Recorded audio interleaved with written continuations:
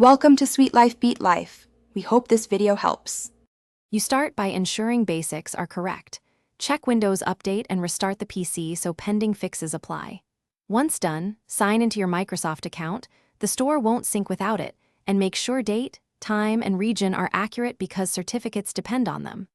Run the built-in Windows Store Apps Troubleshooter next. It detects and often auto-fixes permissions or cache problems.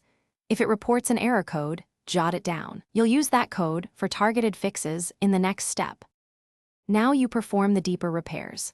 First, go to Settings, Apps, Microsoft Store, Advanced Options, and try Repair. If that fails, choose Reset. This clears data but preserves your account.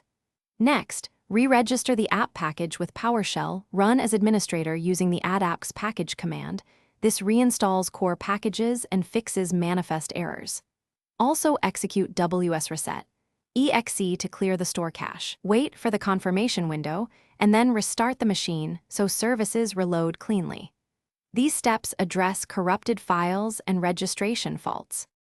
Finish by ensuring store-related services and background apps are enabled. Open services and verify their startup types. Make changes if needed. If problems persist, create a new local user, link a Microsoft account there, and test the store to determine if your original user profile is corrupted. If you still see errors, run System File Checker with sfc/scano to repair OS files and keep that error code handy. Troubleshooting tip: when nothing works, restore a recent system, restore point, or perform an in-place repair to preserve files while fixing Windows. Thanks for watching. Consider subscribing if we helped you.